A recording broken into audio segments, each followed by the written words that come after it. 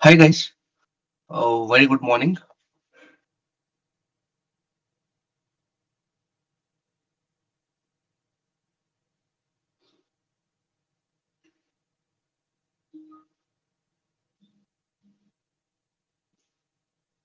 Welcome back to the session.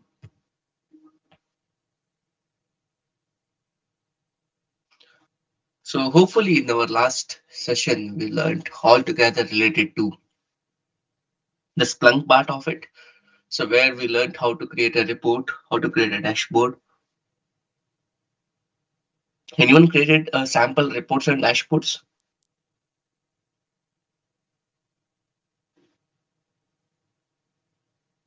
Anyone have done that?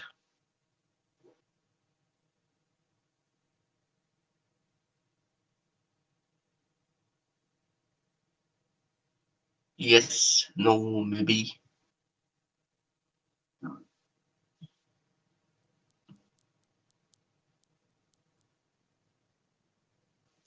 Okay. See, practice is a key to the success. Please make sure that you are focusing on your typical efforts of it. As I said, interview is all about what you're going to speak, right? To get that particular speak,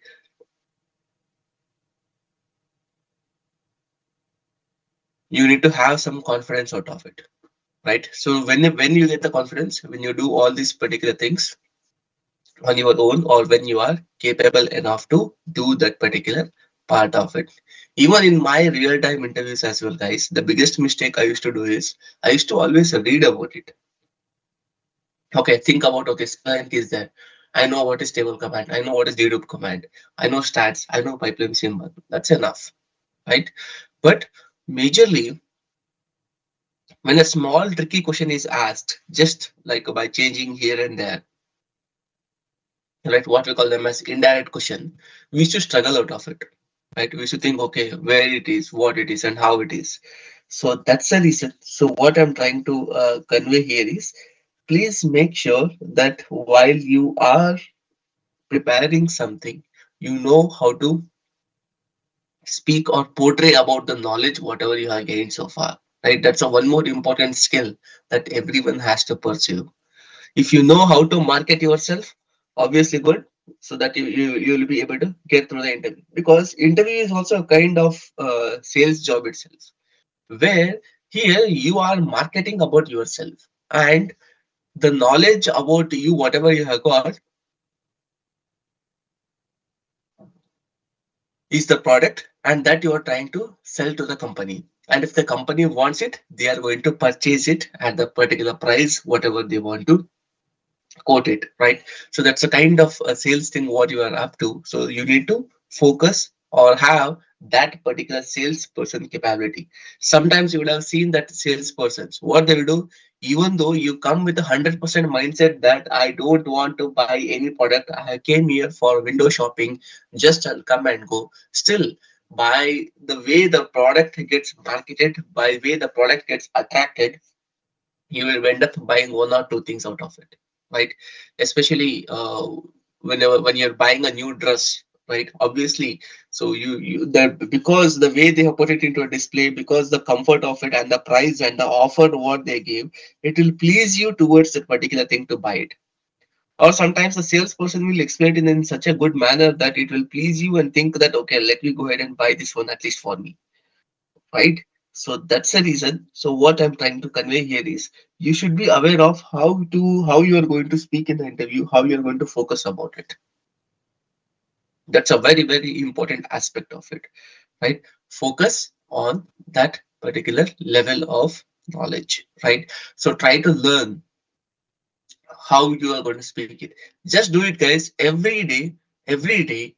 If the training is going up and on or not, just make sure you are keeping 2 hours, especially for cybersecurity, right? So see, next week the course is going to end, and then afterwards you are going to lose your interest through it. You are going to lose your interest through that particular ones, right? Don't make it to happen, right? So don't make it to happen, because The concept of postponing the things, the concept of laziness will come in different manner, right? Sometimes it will say, okay, let me rest it for one day. What is going to happen? Okay, let me do it for this month. Next month I'll do it without fail or without miss, right? So we have so many different things to do that particular postponing of the things, right? So that's the reason. Please make sure you are dedicated. You have a proper timetable for everything, right? This way, okay, I'm going to keep it 2 hours, 1 hour like this, right? In the 2 hectic hours, at least try to make it 1 hour.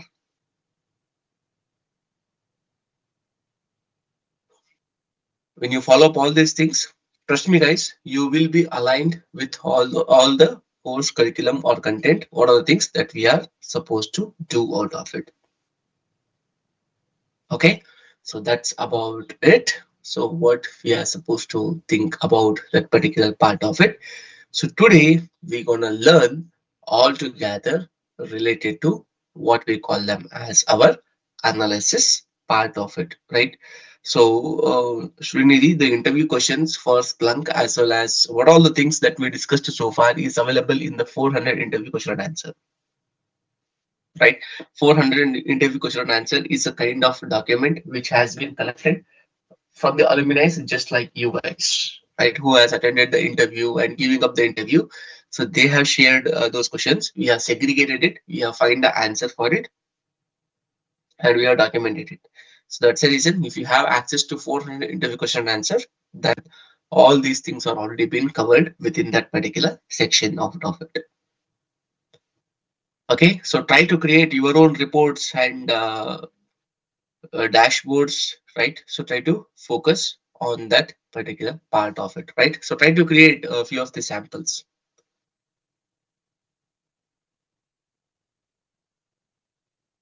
Okay, so coming back to our analysis, let me share the screen.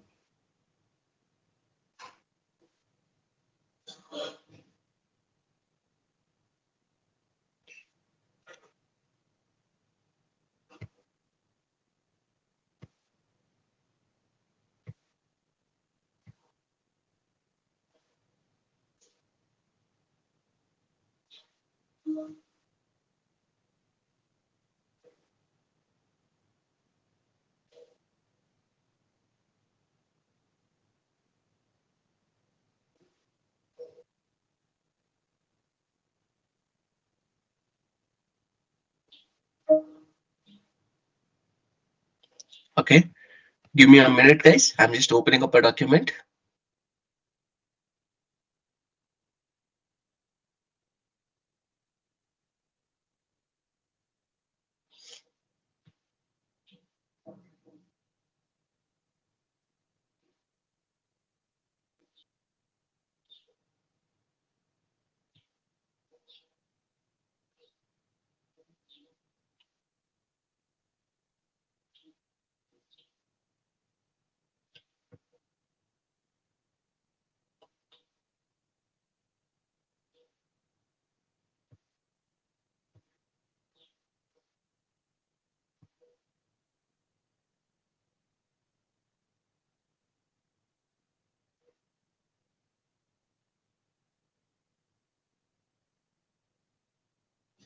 Okay, hope you can see my screen. So initially, what will happen?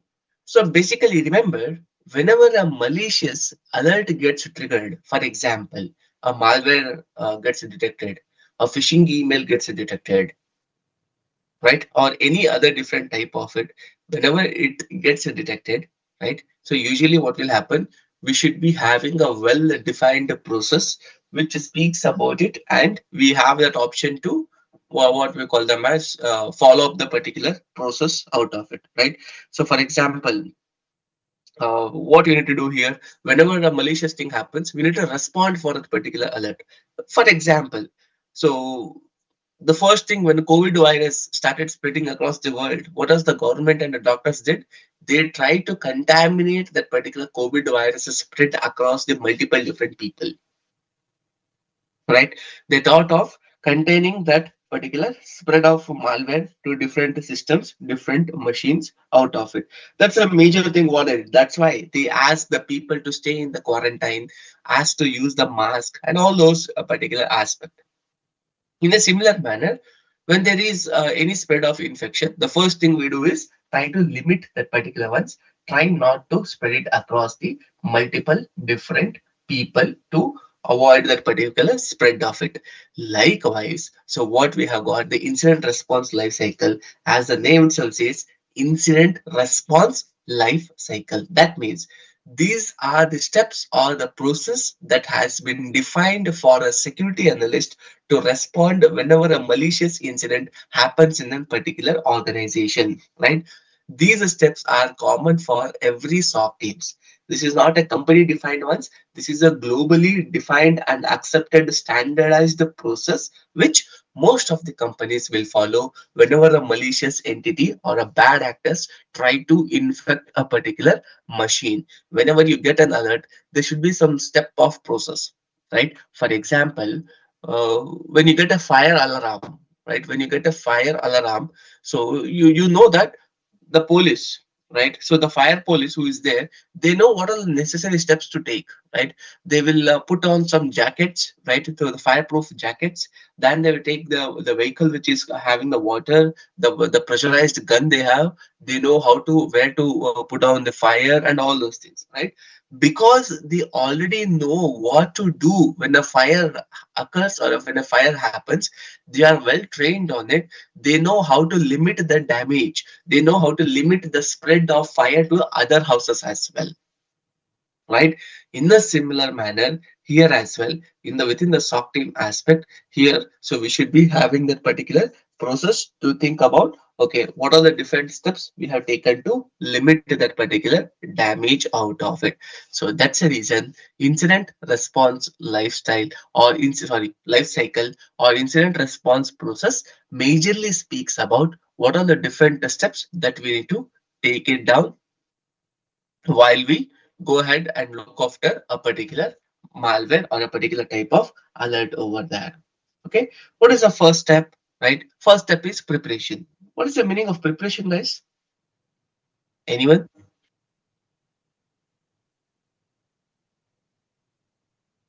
What we need to be prepared? Any guess?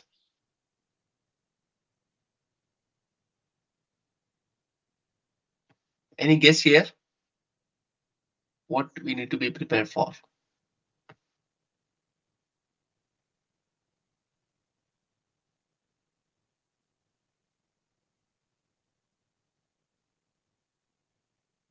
Anyone try to answer it off?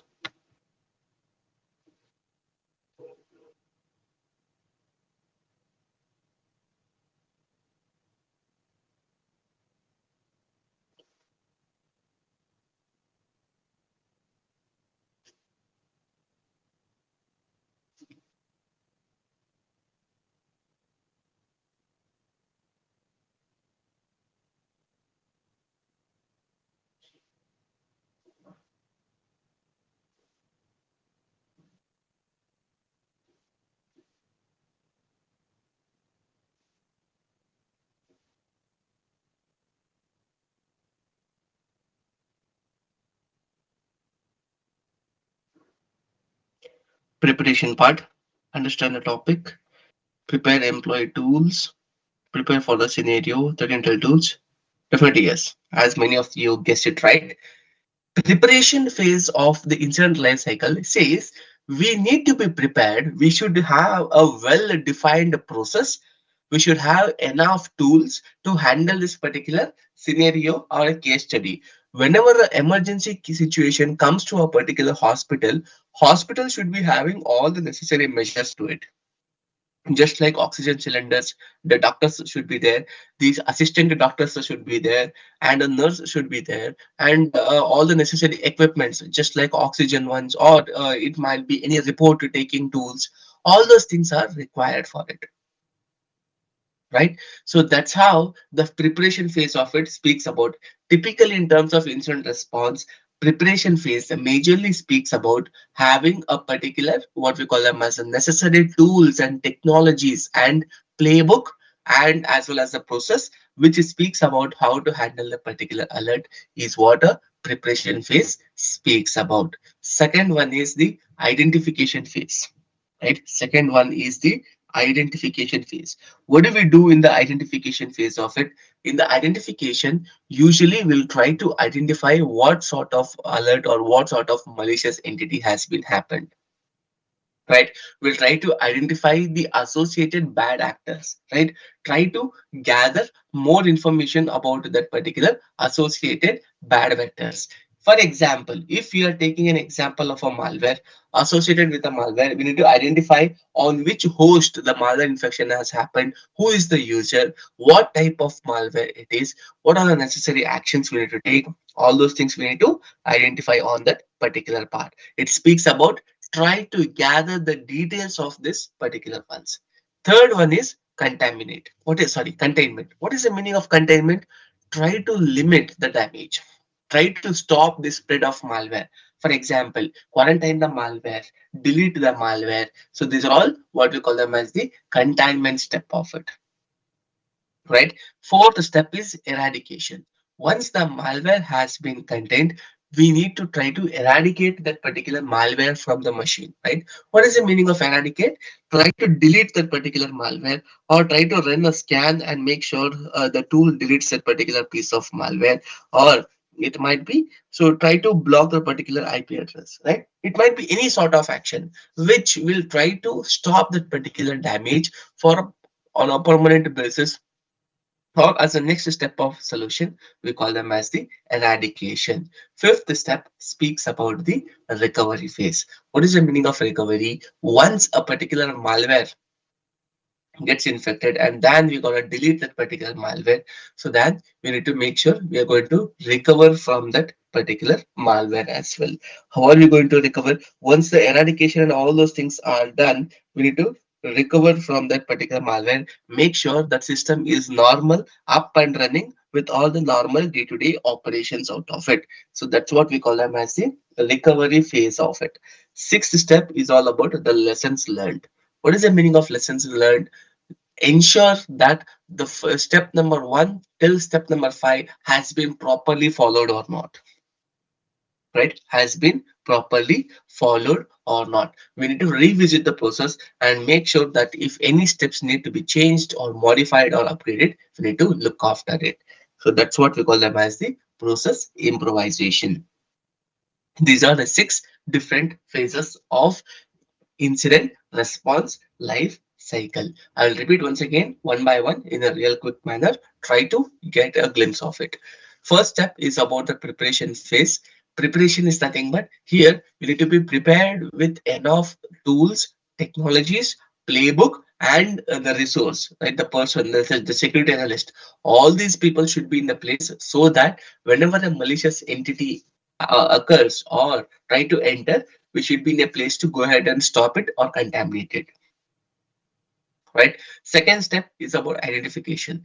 In the identification phase of incident response cycle, we majorly focus on trying to identify the bad actors and their associated entities.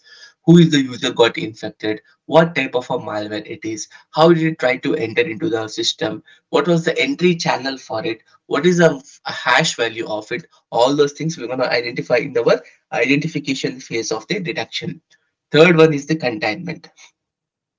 What is the meaning of containment? Containment majorly speaks about limiting the damage, right? So try to limiting the damage or healing the wound. So what do we do here? So in the containment phase, we majorly try to stop the malware from spread, or we put it the system into the quarantine, put the file into the quarantine, and ensure that the malware spread has been stopped out of it. Then in the fourth step, in the eradication phase of it,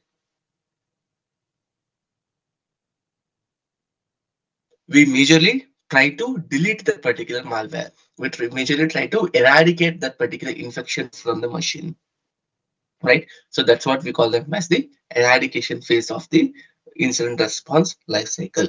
In the sixth step, in the fifth step, we have the recovery phase. What is the meaning of recovery? Once the malware has been completely eradicated and deleted, so then we need to recover from that particular infection, right? We need to make sure that the system has been completely normal and no infections are observed out of it.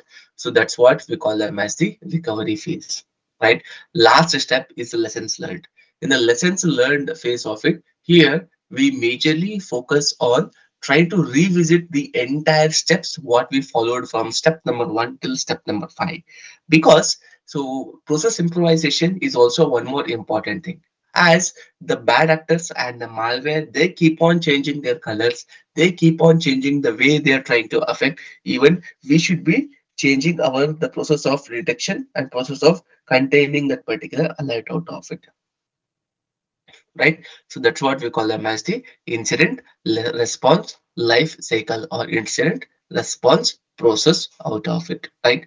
So these are all the six different phases of incident response life cycle where most of the companies will be following it. This is a unique, a commonly defined approach, right? Which has been defined by Nest and SANS. These are the two non-profitable organizations which majorly speaks about this kind of process about it. Clear? Any questions so far?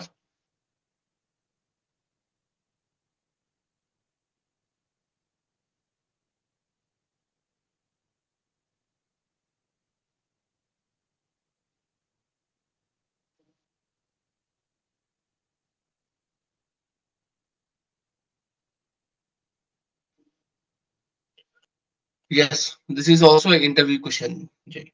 Definitely yes. You want to get this as an interview question.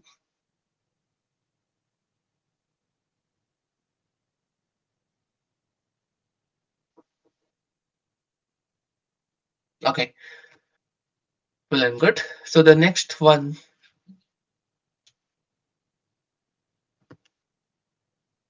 that we are going to learn is all related to what we call them as your ticketing tool. What is a ticketing tool?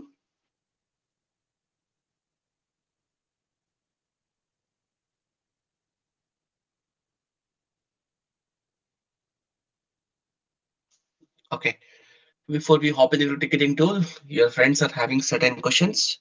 So what happens if the existing production required files get infected? That's a case sensitive where it's a high priority issue. You need to take up the necessary immediate action, right? You need to verify it whether it's a existing production file, is it a really a malicious one or it has been falsely detected as malicious. We need to do the analysis and take a necessary action out of it.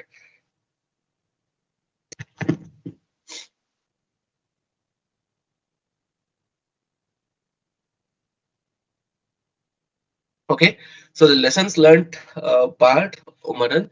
So lessons learned is nothing but try to re-verify the steps or action that has been performed on the incident, right? From step number 1 to step number 5. So try to look at the process, what has been followed, right? To contaminate that particular alert out of it, right? So that we can improvise the process in the future and try to give the best out of it.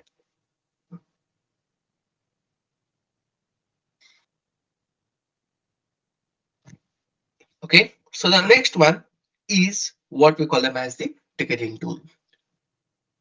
So as most of you guessed it right, ticketing tool is a tool where we raise the request, right? So we manage it for our record purpose or for any activity purpose, right?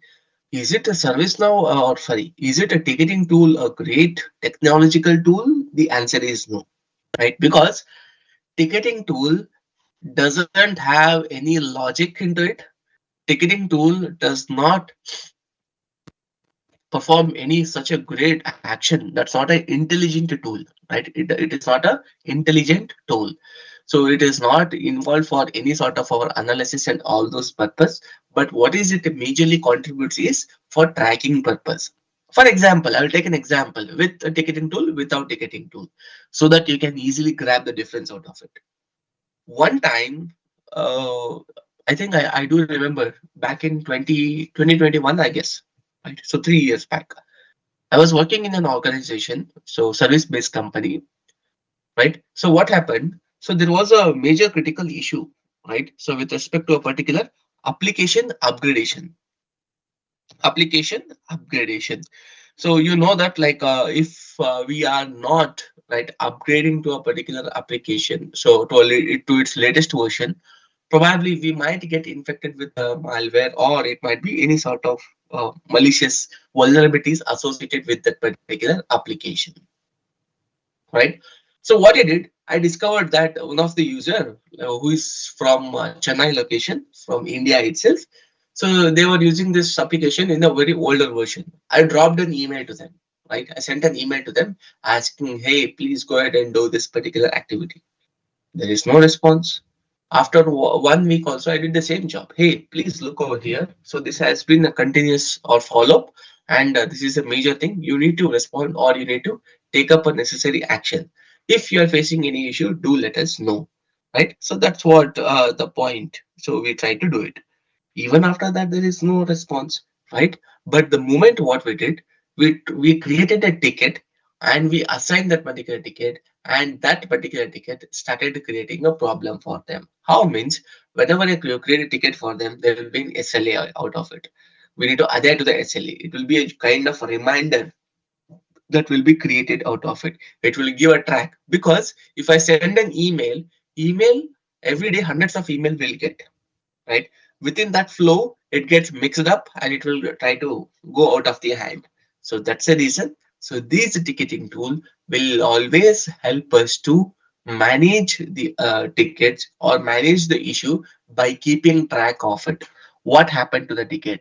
Who created a ticket? Who owned the ticket? Who is the responsible for this ticket? And what action they performed? At what time they performed? What note they want to speak about? All those things will be given a track out of it. So that's a reason ticketing tool is not only used by the SOC team, this is a global one. I mean to say your entire company uses ticketing tool, right? For example, if their laptop is not working fine, they create a ticket. If their headphone is not creating or working fine, they can create a ticket. And what they will do is they'll just assign it to the concerned team, right? If I want to block a IP address, I'll create a ticket, right, and assign it to the firewall team, so that they will own the ticket and they will perform all the necessary actions out of it. So that's the reason ticketing tool is also a mostly used tool within the SOC team for various purposes. Clear?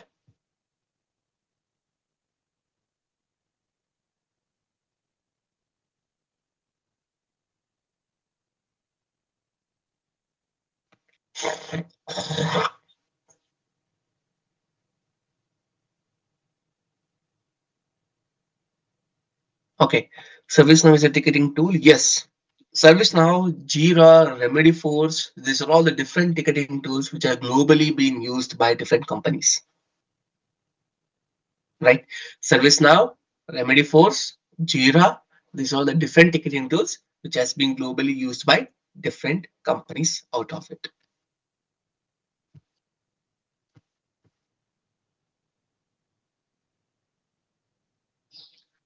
Right, so all the ticketing tools, they have the same UI. Don't worry about it, guys. So they are not totally different, right? Anything such different.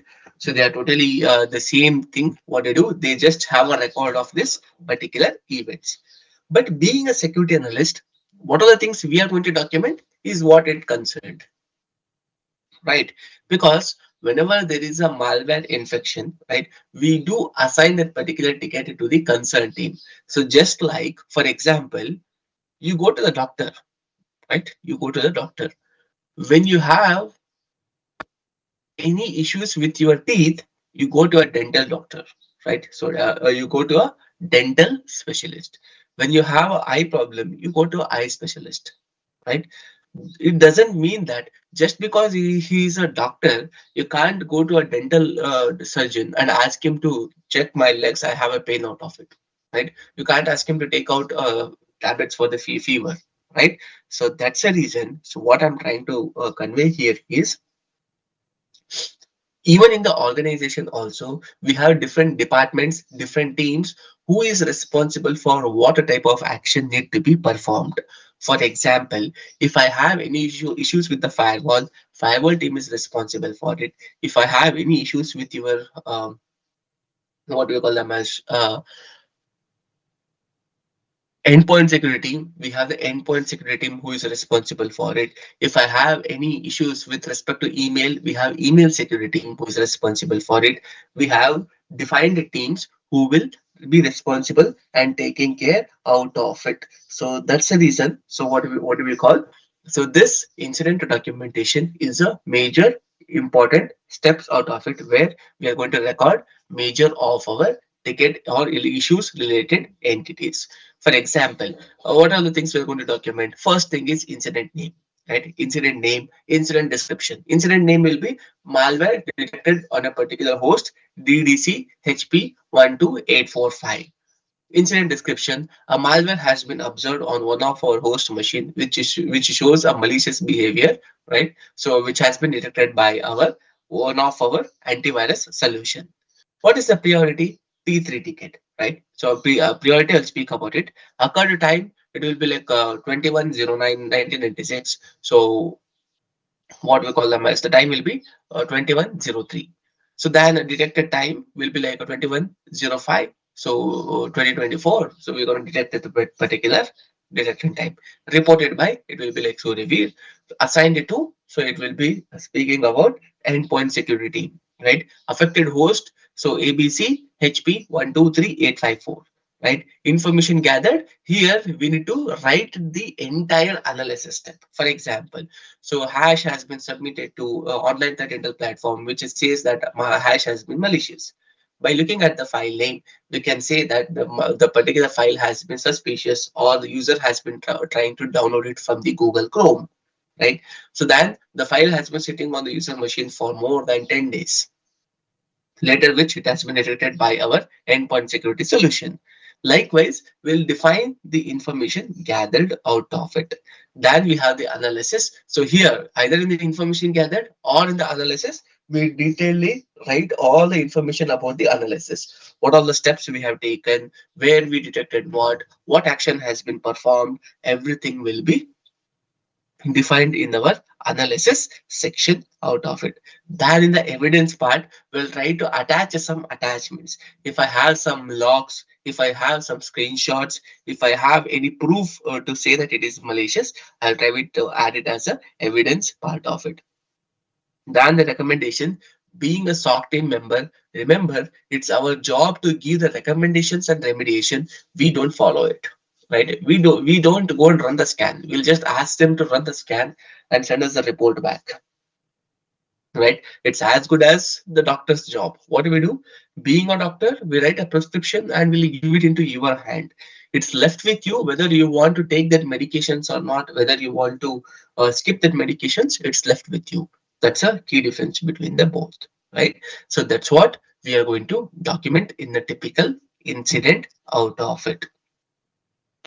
Let me show a typical, what we call them as a sample documentation as well.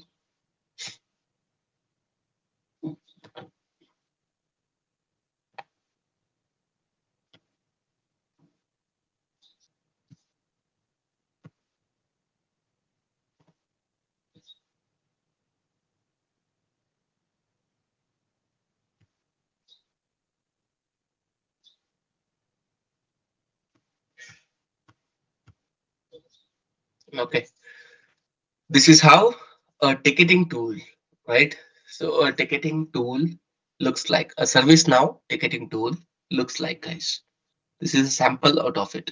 You can just observe the different fields first before I explain. Just have a look of the fields.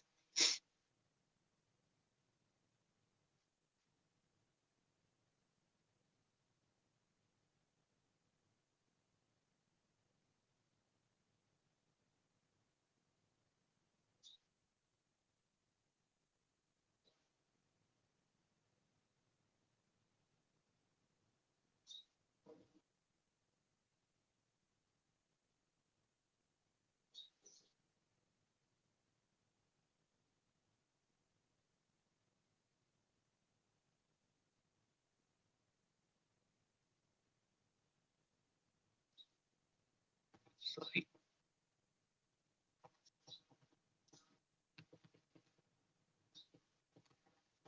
Okay. Just observe the different fields within a ticket.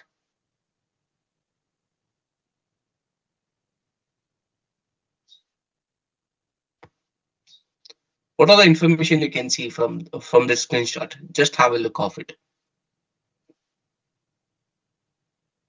I will explain what it depicts or what it speaks about.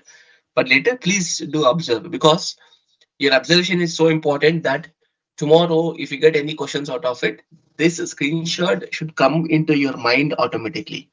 It should be grabbed automatically, and so that you can explain these things out of it. Right? This is what we call them as the incident summary dashboard of the remedy force.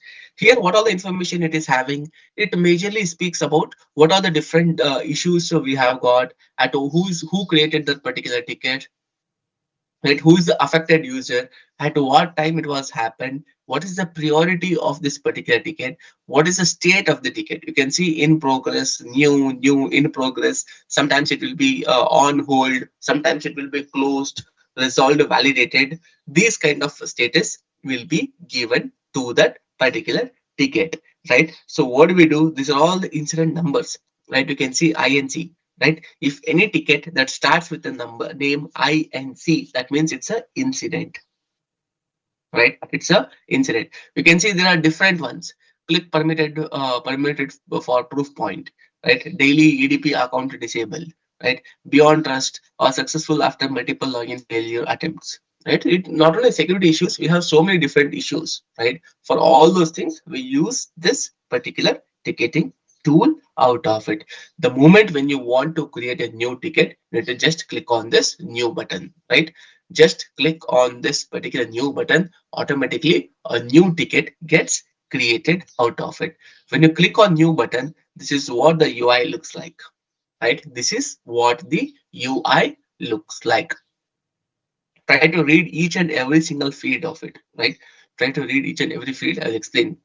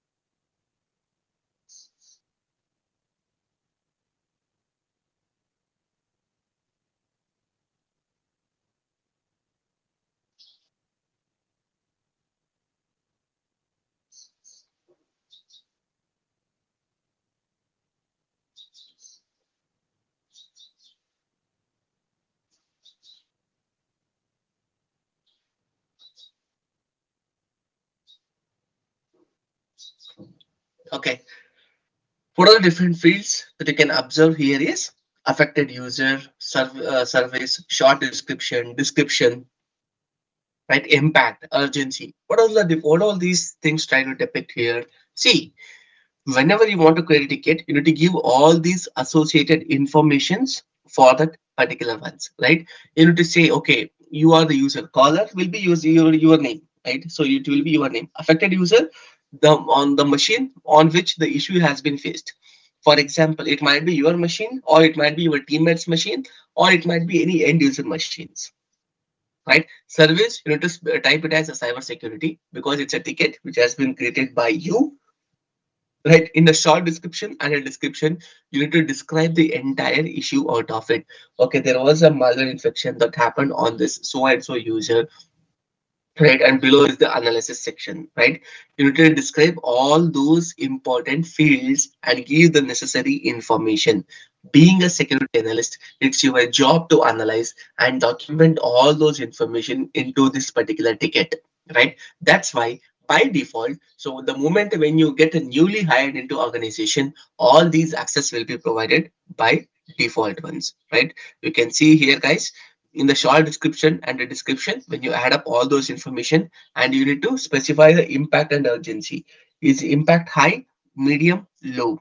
right? Is urgency high, medium, low? What is the urgency that has been created out of it, right? So then afterwards, when you look at this particular details, you can see here. So they are trying to give up all the details of it, right? So versions of some operating system accurately fingerprinting, right? This is a sample incident, guys, right?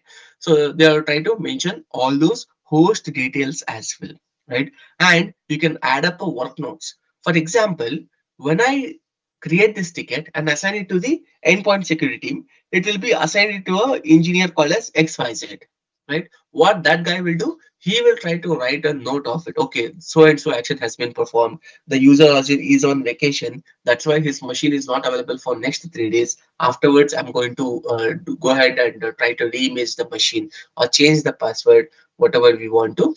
You can write it down in the work notes out of it. So then you can see this is a overall dashboard. This is how a sample incident looks like, right? I'll try to zoom in. You can see here, this is a sample incident where all the information has been entered, right? So who is the user? So who is the caller? So then at whose machine it is? What is the impact? What is the urgency? All those information has been mentioned within this particular part of it, right? That's how a ticket creation will be happening within the Splunk, right?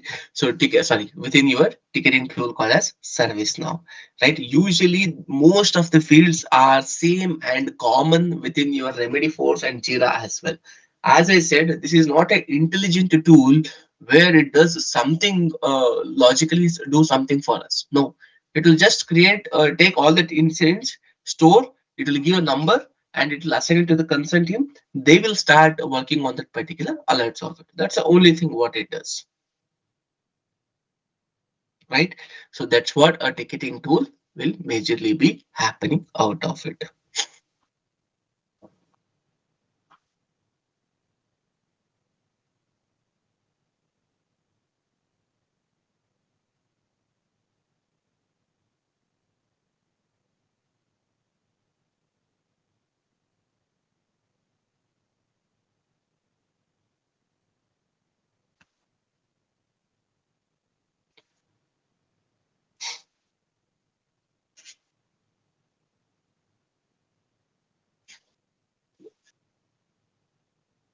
Clear? Any questions so far?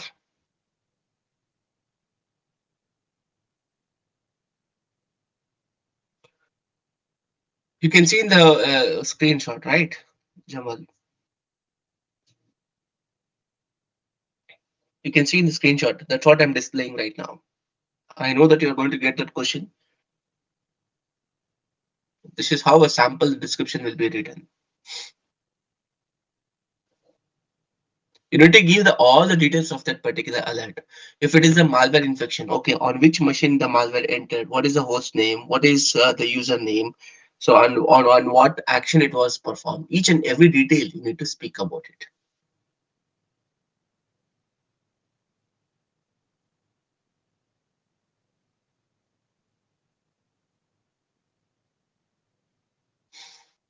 Which ticketing software is this, and which is the majorly used software? All these are majorly used. ServiceNow, Remedy Force, Jira. These are the three top ones.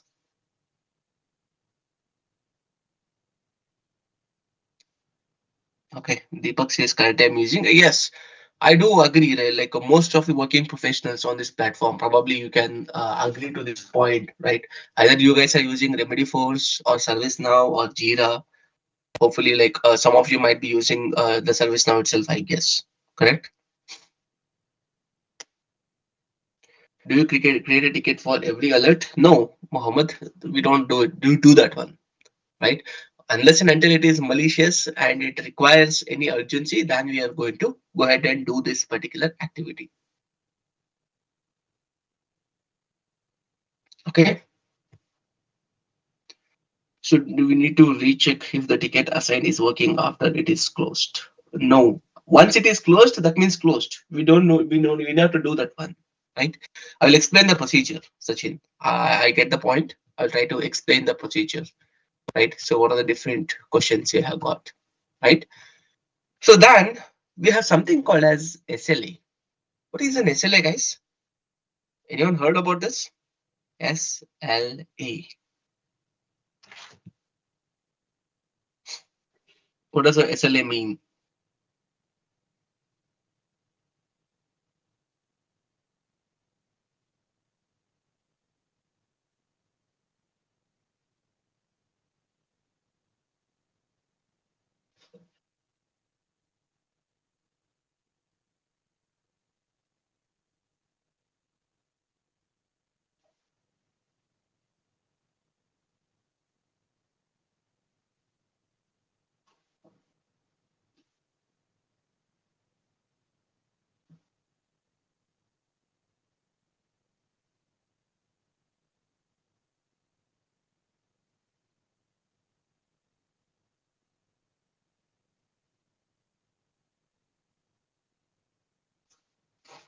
Service level agreement. Perfect. As many of you guessed it right, right? This SLA is a type of agreement where it has been made with a particular client or the customer, right, regarding a particular issue or a service that they are going to provide on. For example, guys, let's consider that a company is providing a SOC services for us. Okay, let's speak about our own department. We are providing a SOC service for a particular company called as XYZ. So this XYZ company, so what they will do is, right? So what they will do is they will say, Surya, tomorrow if a malware alert gets triggered, right? So what is the time that you are going to work on this particular malware? Because just think of a job of a doctor, right?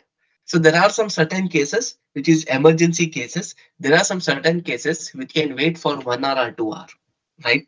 So because of that emergency, right, usually they will make it happen. When you went to visit a doctor, if there is a too critical out of it, doctor will ask you to please wait for 1 more hour. Like if we have an emergency case, we need to go and attend it.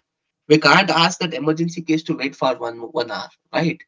Right. So that's the reason what we do. Every single company, they will make an agreement with the particular customer company so that within this stipulated amount of time, we are going to define an SLA for it, right? We are going to define a SLA for that particular ones. So that in that stipulated time, we are going to handle the alert and we are going to perform these below necessary actions out of it. So that particular agreement itself, we call them as service level agreement. This is very crucial for the business to up and running, because what the customer says, if you fail to maintain, or if you fail to adhere to this particular SLA, you are going to be penalized. That means you are going to get penalty out of it. What it will be? Usually it will say 10% of our agreement, 5% of our agreement, 25% of our agreement. You need to pay if you don't follow this particular SLA. That's why, guys, while you are in the shift, especially while you are in the night shift, your managers will ask, please don't sleep at the night, right? Please don't sleep at the night. If you sleep, obviously if alert triggers, and if you don't maintain the SLA, automatically it will be a huge problem for us to take care of it. So that's the reason SLA, the service level agreement, is a very crucial thing for whenever an alerts get triggered. So what will happen? It will be prioritized first, right? What is this particular priority? Priority is nothing but, so it is a name number given based on the incident impactness, right? How much deep the impact is. Sometimes, right? So sometimes a normal fever can be treated by using some home medications. Other type of fever, you need to go ahead and take some medications from the doctor. Third, it needs you to get admitted itself to the hospital, right? So likewise, based on that particular severity, we'll take a necessary action here as well, based on the criticality of the alert, how impactful that particular alert is, how damaging that particular alert is. They will define this P1, P2, P3, P4. P1 being a very high critical alert. P1 means all your manager, lead, CISO, everybody will start working regardless of the time. Right? If it is a midnight, 2 o'clock, 1 o'clock, 12 o'clock, if a P1 alerts get triggered, all of them should open their laptop and start working around that particular alert. P2 majorly stands for so priority 2, which is slightly less impactful. P3, which is less impactful. P4, which is not that much a great impactful. It's a informative ones, right? So these are all the different P1, P2, P3, P4 alerts. Priority 1, priority 2, priority 3, priority 4, different types of alerts out of it, right? So keep it in the mind that so this priority will be defined with majorly, so what we call them as the typically the different alerts. So and its severity or criticality out of it, right? So that's what we call them as your SLA.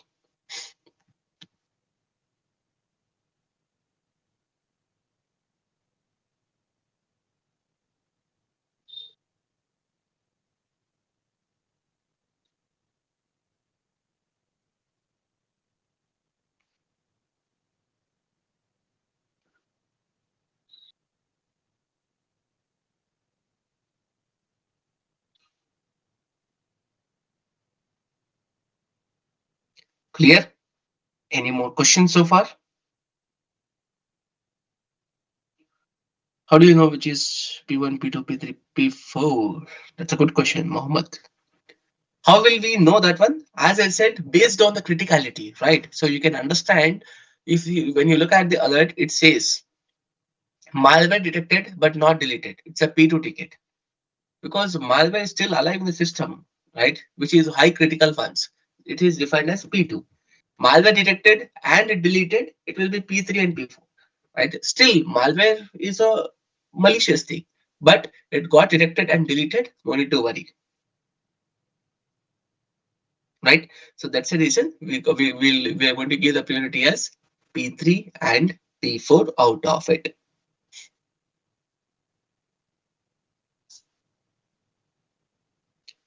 No, SLA will not be same for all the companies, right? So service level agreement timing is different. See, SLA, what is this particular time? Within this particular time, you need to respond for that particular alert, right? Whenever a malware alert comes, if it is a P1, you need to respond within first 30 minutes, or not more than that. Within 30 minutes, you should be in a place to respond to that particular alert. If it is a P2, it will be 1 hour. P3, it will be 2 hours. P4, it will be 4 hours. Within that particular time, you need to give a response for that particular alert and say or give the details what happened for that particular alert on that, right? So that's what we call them as a SLA. These timings might differ from company to company. Some company will keep P1 within 20 minutes, or some company will give it as 30 minutes. P2 will be 1 hour.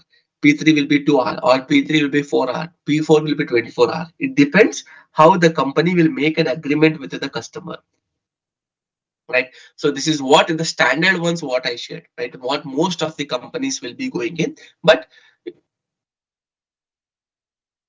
it change, yes, of course, yes, it differs from company to company.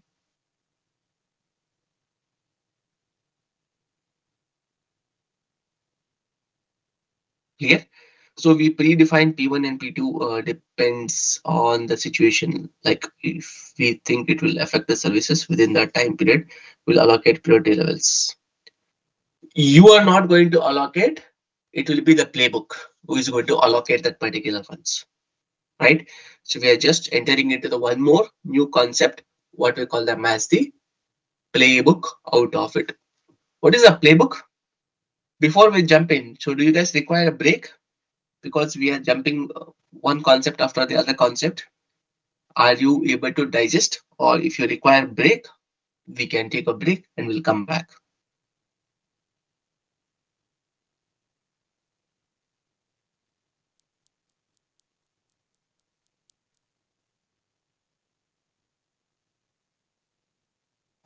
All good. Thank you. If not required, let's not worry about it. Okay.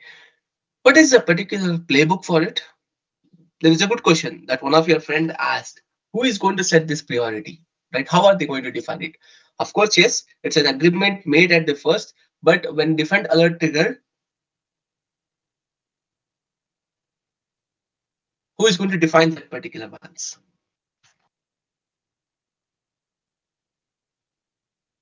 It's what we call them as the playbook. Any guess, guys? What is a playbook?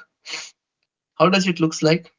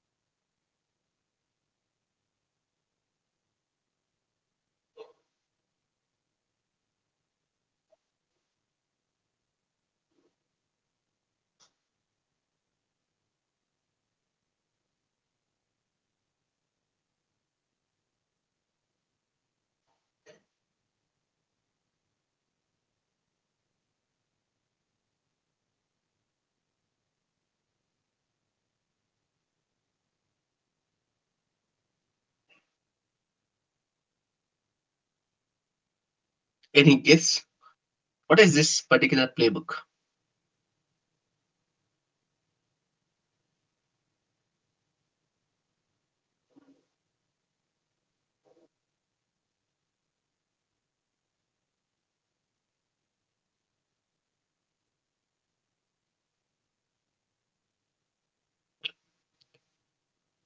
Playbook is set of tasks between the company and the client, policy guide, details about any operational action. It's one type of SOP, I think. Okay. These are documents, standard operation procedures. Perfect.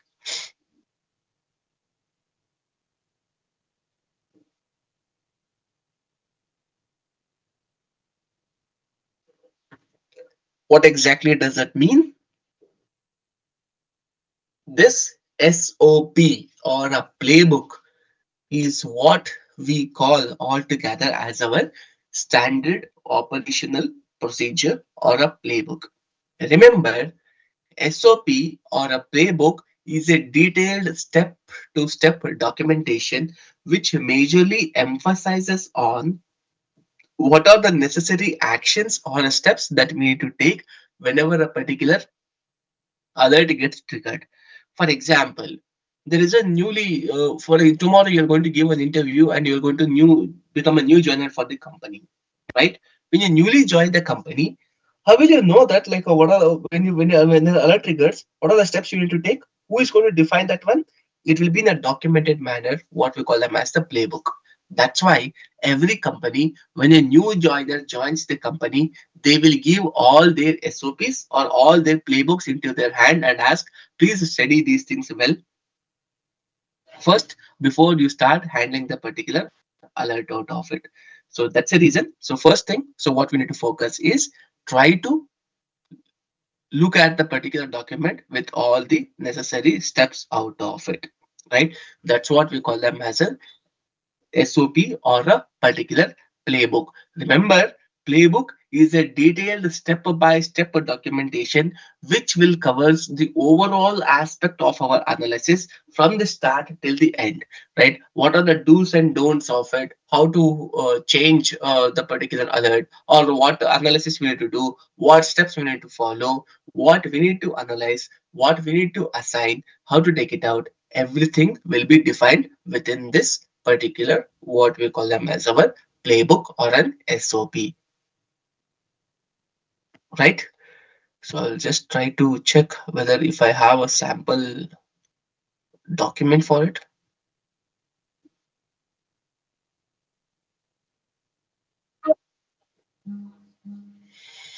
so that I can show you guys a sample document how it looks like.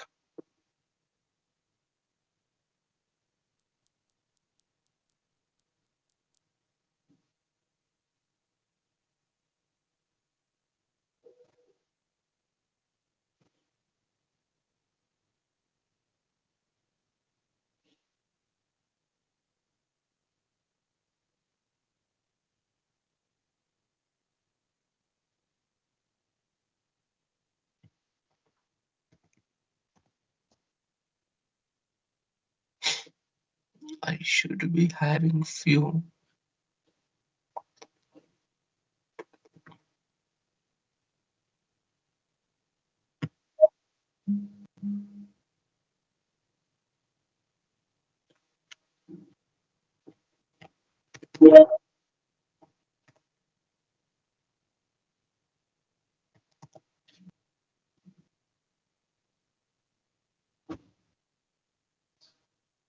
Okay, I don't have it right now, but I'll just try to share it in your WhatsApp group. Right? I have a sample SOP, guys. Let me share it in your WhatsApp group so that it will be handy for your reference.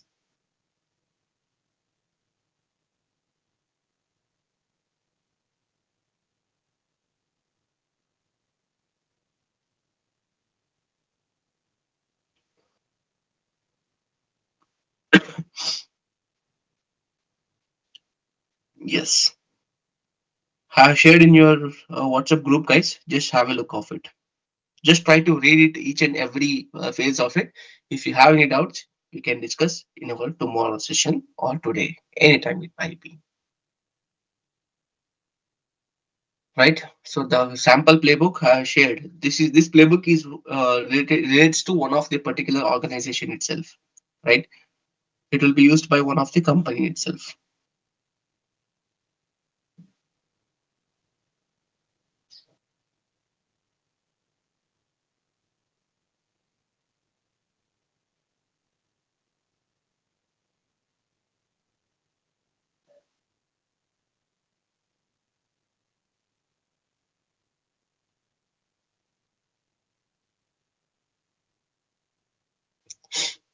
Are we going to do alert analysis using dumps? No, no, Sayed. Will not be able to do alert analysis using dumps. That is not possible. So we'll try to show tomorrow in our session. We are going to show the phishing and malware alert handling, right? So two different types of alerts. So phishing, I will try to give a demo of it, how to analyze a phishing email analysis, what are different aspects of it. Malware and other alerts, we're gonna learn the process of how to detect those particular alerts from our typical Splunk ones, right? So that's what been defined for next 2 days, 1 or 2 days. So your Wednesday and Thursday session will be for analysis. Friday we're gonna speak about your CV preparation part, right? CV preparation part. That's the next 3 days of curriculum. What it has been set for, right? Today itself, I thought of starting fishing itself, but I don't think so. Within 1 hour, we will be able to cover up all those things. It will be half and half. So tomorrow if I resume back that one, it will not be having that continuity of it, right? So that's the reason.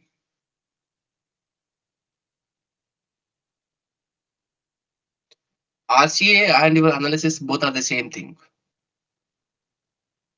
right?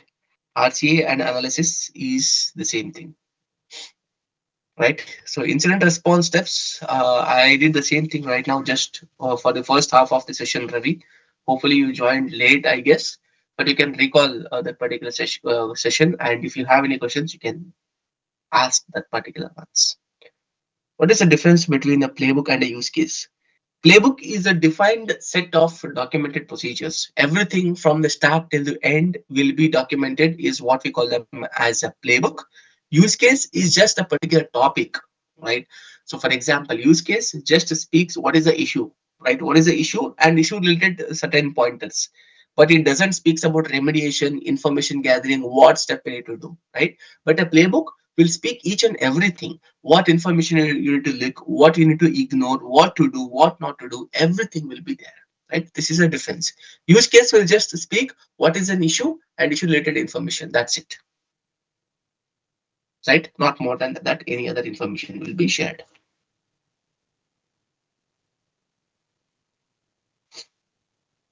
Clear?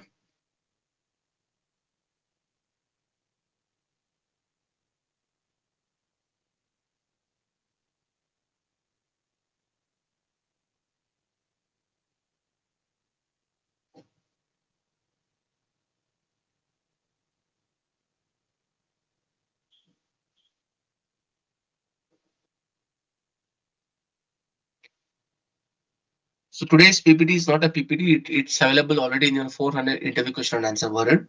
But playbook I've already shared in the document in your WhatsApp group. You can just have a look of it.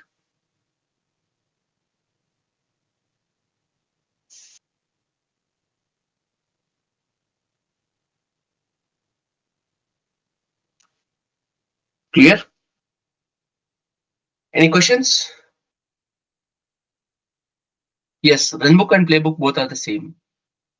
Some companies they will differentiate between the both by dividing the steps and procedure. But however, most of the companies they have a playbook and a runbook, same thing. What is the role of SOC team in any change activity? Hanuman, like usually in any sort of change activity, SOC team will gather or will suggest always from the security perspective to which version are they upgrading? Is it a safe ones? How they are upgrading? What process they are following up? Is it a safe and secured one? Right? Like, is that upgraded version covers up the any latest vulnerability and all those things? We are going to suggest on that particular part. That's what we do in the change activity programs. Right? If the change is related to us, then we need to think about in a broader aspect, right? Because if they're upgrading any of the security solutions, then we need to see its capability, tool compatibility, its efficiency, its changes, all those things will come into picture out of it.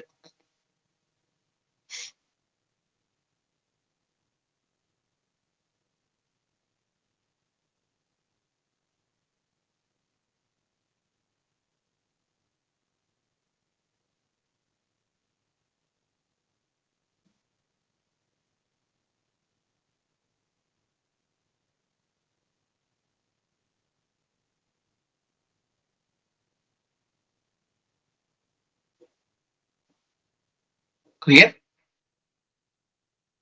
Okay. Any other questions?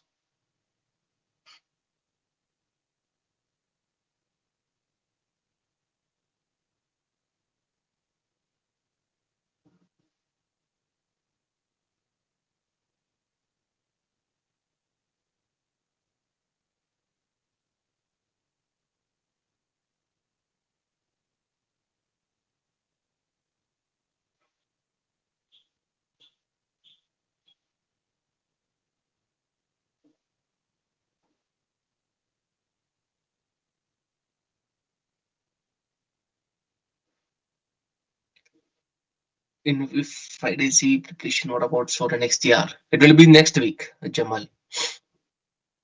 Do we cover SEP, semantic, DLP in case? No, Sandesh, we'll not be covering those things. Yes, we can discuss about the Splunk assignment. We can take it up, Ravi.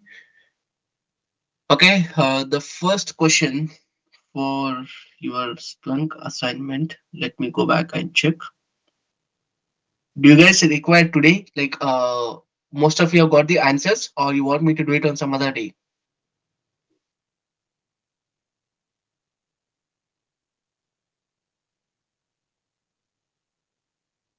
Shall we do it today or some other day? If you are not able to find the answer, and if I give the answer, I don't think so. So you will be able to get it.